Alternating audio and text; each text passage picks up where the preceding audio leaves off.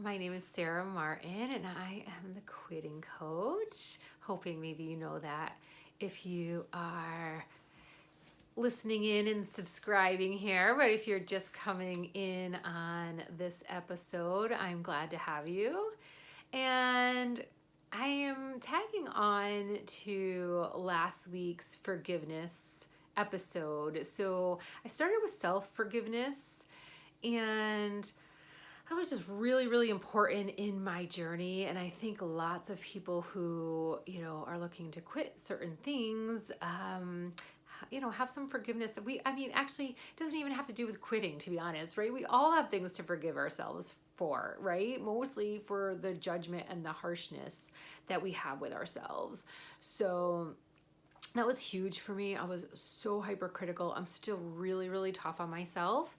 And it's in the noticing that I can soften, like, there you are. Oh, yep.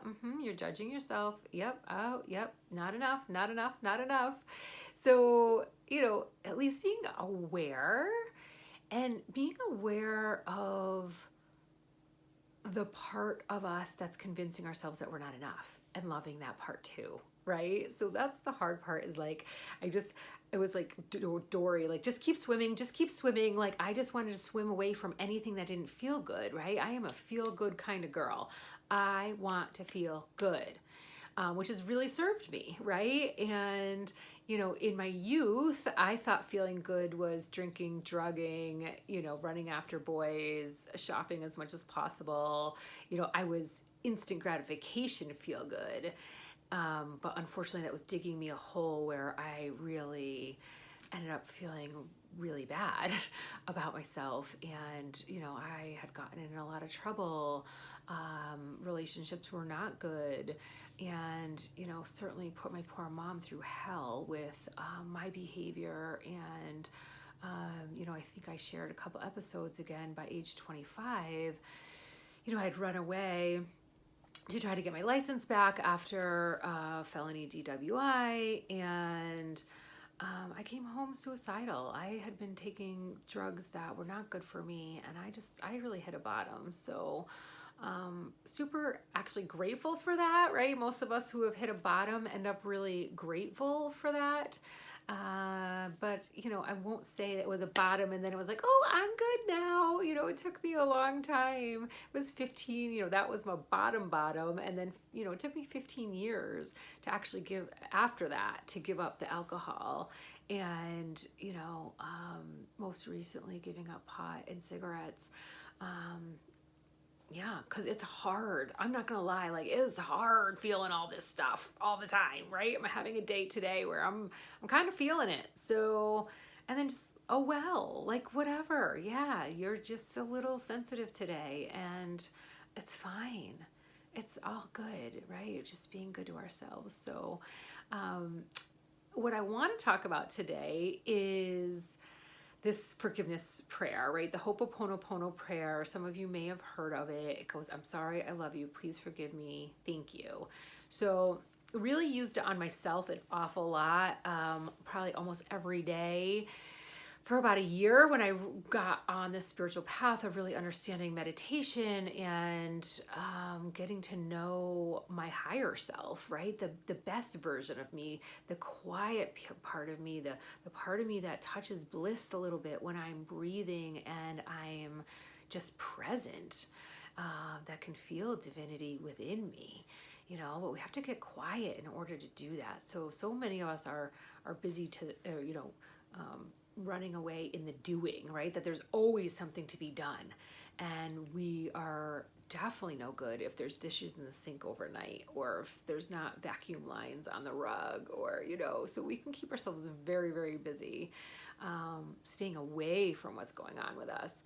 But one of the biggest things I think that most of us deal with, right, is frustrations, aggravations, betrayals, hurt, even trauma at the hands of other people, right? So we've all, we are here. So one of my earliest learnings, I would say, in my 20s, was really living my life as if we're at the earth school, right? That we are supposed to be getting lessons. Like, this made sense to me that I should be learning from what's going on in my life.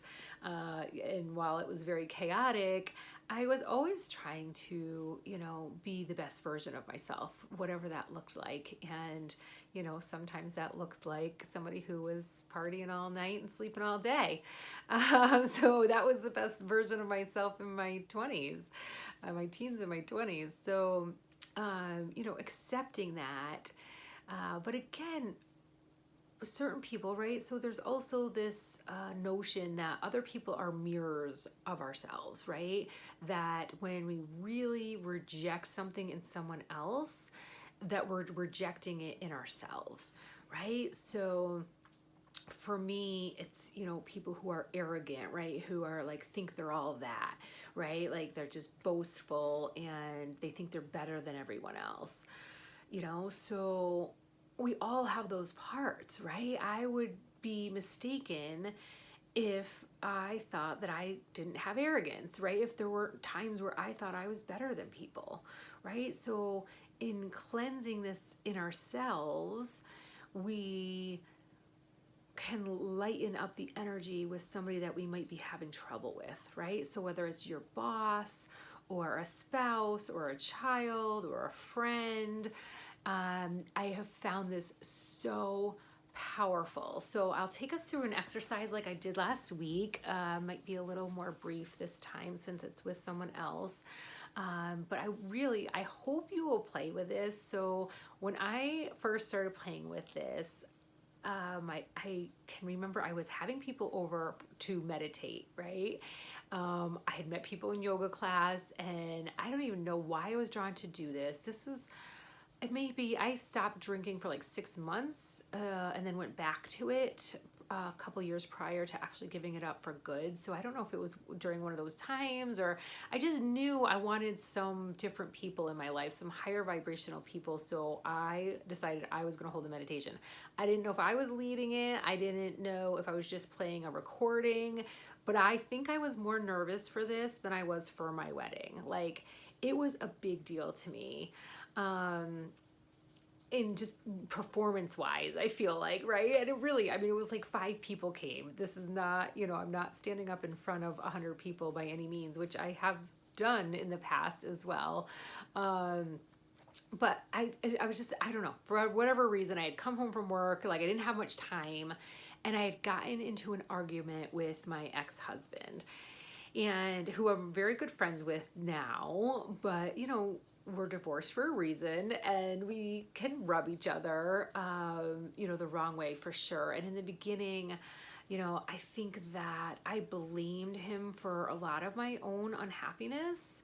Or I don't know, I just had a different perspective of projecting my anger and frustration onto him, and maybe vice versa, right? So who knows? But whatever the case might be, we had one of these rubs, right? And I'm losing it, right? I can be quick to be fiery, right? So I'm like, oh my God, does he know I'm having people for meditation? I can't believe he just did this to me, got me all jacked up. So I just started saying it. I had just learned that I'm sorry, I love you, please forgive me, thank you. So I was not sitting, I was not in meditation, I was barely in my heart. I was not in my heart because I was mad. So I start saying it. I'm sorry, I love you, please forgive me, thank you. I'm sorry, I love you, please forgive me, thank you. I swear to God, I barely got through a round, and I'm getting a text from him that said, I'm really sorry that I hurt your feelings. I was like, what? Like, this person apologized to me maybe 3 times, in a 10-year marriage. So I was like, I was sold. After that, I was sold. I was like, oh my God, this stuff works. So I was Hopoponoponoing everyone. So much that my coach at the time said, listen, Sarah, like, but you have to feel your feelings first. Like, you can't just, for me, I worked in HR in a grocery store. So I always think of like, clean up on aisle 10, right? So we do need to feel our feelings before we're just going to clean it up, because that's another avoidance technique, right? So I can use meditation and spiritual practices as another kind of escape, right? Many of us can. In fact, I was just listening to another podcast, and an author was talking about that, of that really meditation and being with yourself is being very present with yourself. It's not just going up to the upper realms and floating, right? Which is lovely and has its place, right? And I think that was kind of how I got addicted to meditation, spirituality, was from a form of escape. And that's, if that serves you right now, that's okay. I feel like it was certainly helpful, and everything's evolving just as it should, right? On this earth school, right? That's the other wonderful, comforting belief, is that everything's evolving just as it should, just at the right time, right? That we have these divine paths. Yes, we have free will and we can make choices, but what if we just believed that everything was happening in divine timing, just the way it should? Wouldn't that be such a relief? So that is my one Hopoponopono story. The other one was also fascinating. I feel like there's two more. Maybe the other one will come to me, but the other one was one when I was, I guess I do have two more. The third one is a cautionary tale. So the second one was at Great Escape, and this was probably 10 years ago. And I was with another family, I think. Can't remember all the details about it, but I can remember that my kids were with someone else and I was holding a spot in line. And as I'm holding the spot in line, somebody else did the same thing and came to meet someone else and cut in front of this man who happened to be Black, and ended up making it it was a very racial thing, and there was a lot of anger, they were fighting, right? And so it was scary to me, and all I can think is oh my gosh, my kids are going to be coming up and cutting the line any minute also, right? So I'm freaking out. So I started I'm sorry, I love you, please forgive me, thank you. I'm sorry, I love you, please forgive me, thank you.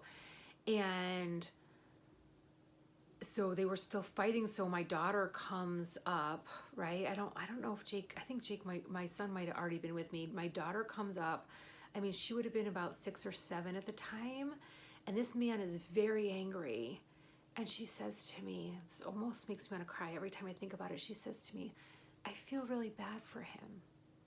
I feel really bad for him, because that was kind of the energy that I was cleaning up, was, I'm sorry, I love you, please forgive me, thank you. Whatever anger is in there, right? This wasn't about somebody cutting the line. This was about somebody who'd probably been wronged so many times, right? So it was interesting that she should have been scared, and instead she went right to empathy, and the situation did dissipate. So and again, sometimes just it helps calm yourself, right? So we talk about forgiveness, really being for yourself and not necessarily the other person, right? Making sure that I'm not carrying around this bitterness and anger, because it's not hurting the other person, it's only hurting me, right? When I have this grudge or this hurt or this sensitivity, it really just hurts the other person. Or I'm sorry, it really just hurts, yourself. So, I thought that was pretty profound. And then the most profound, and like I said, cautionary tale of be careful when you're using this, it is really, really powerful. And I shared the history in the last video about the Hawaiian prayer, that they used it to cleanse this prison of really harsh criminals. And that their behavior got better, and they ended up closing the prison down. And I know it's Hugh Len, Len, has written a book on Hopoponopono. You can definitely look it up. It'll be spelled here in the notes if you want to do more research. And there's certainly tons of meditations out there on it. And my cautionary tale is one where I was traveling for work in Pennsylvania, and the love of my life, right, who I thought was the love of my life when I was a teenager and young 20s, lived in Pennsylvania. He was a drug addict and somebody that, I was going to save, because that was another one of my addictions, was these codependent relationships.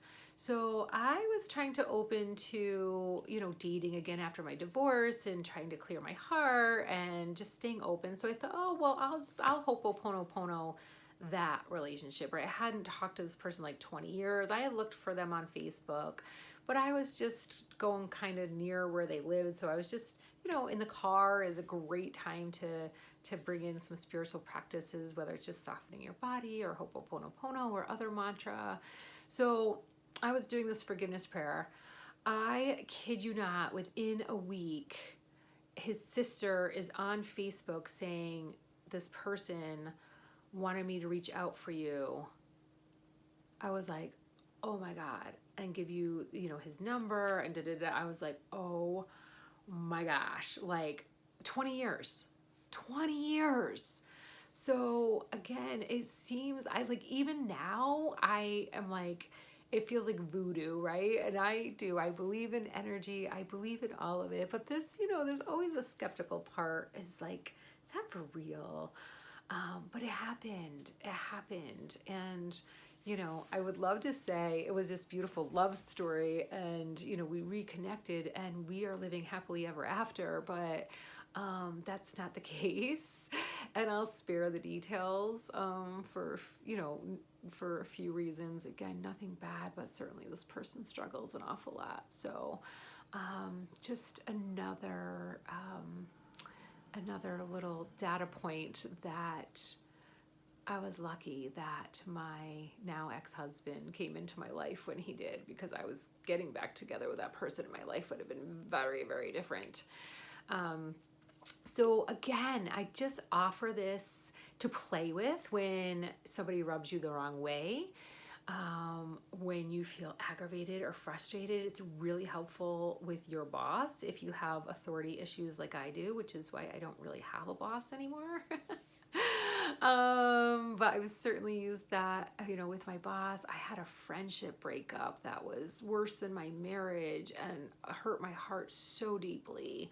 And I used the Hopoponopono with that person for years. And we're friends now, and this isn't like, again, not using it for that outcome, right? Not using it in order to get this person back in your life or whatever. It's more to clear your energy so that you're not just ruminating, right? I don't know about anybody else, but I used to when I would have a rub with somebody, God, I would just ruminate over and over. And I really don't have that kind of interaction that much anymore. I used to a lot. I would shout out at the mouth or shoot out at the mouth a lot quicker too. So just, really something to play with. So I'll lead us here in a short little visualization. Most of us can bring up somebody we would like to soften things with. So just allowing yourself to take a couple audible sighs, finishing chewing on anything being talked about or releasing your day thus far. And then just allowing your body to soften, releasing the eyes, facial muscles, the jaw, the chest and your belly.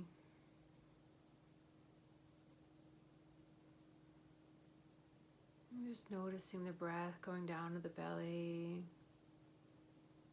and coming back up.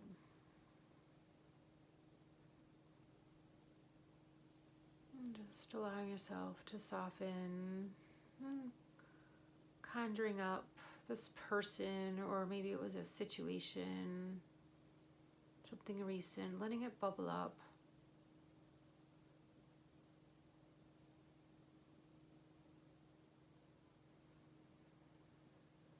Maybe just checking in with your heart space, your chest, the front body, back body.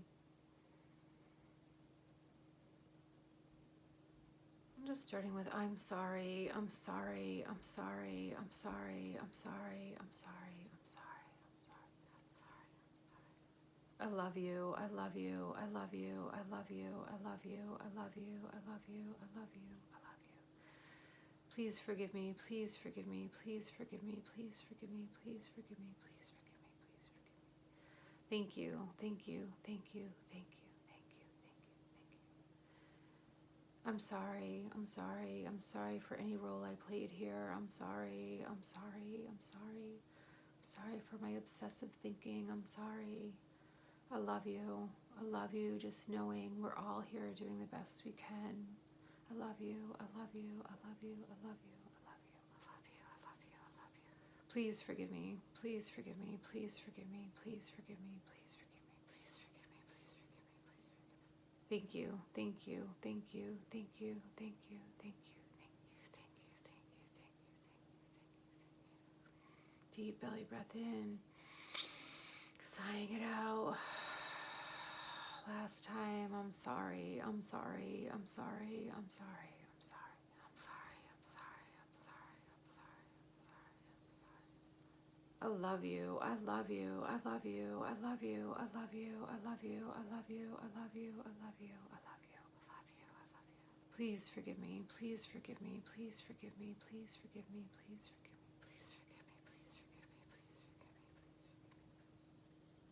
Thank you, thank you, thank you, thank you, thank you, thank you, thank you, thank you, thank you, thank you, thank you.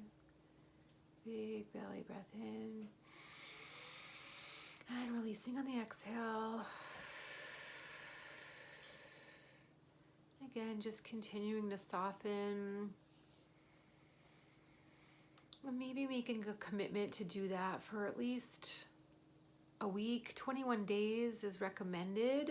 And again, you can kind of do it when this is one that maybe you don't need to be totally in a meditative state. You can do it when you start ruminating, like instead of ruminating about what they said or how you were betrayed.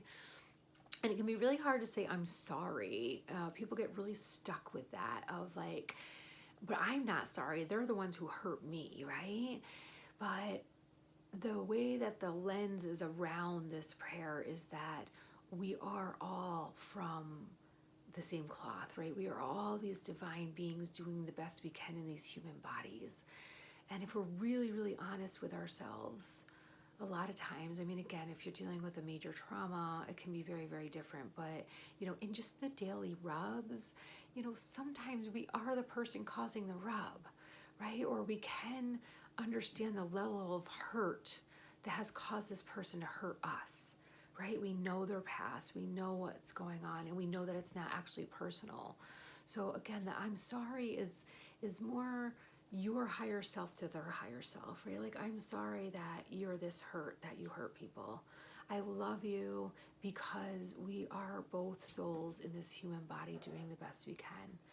Please forgive me for all the harsh judgment and the energy that I'm carrying around, and thank you, as if it is done. So that's the way I like to look at it. There's different, you might have different experiences while you're just doing it. So that's why I say play with it, because you might have a whole different experience about, I'm sorry and I love you. Please forgive me. Thank you. So really, really powerful though. I highly recommend adding that into your toolbox of, just really staying in a higher vibration. So please like, subscribe, share with anyone you think could benefit. And I'm sending big love.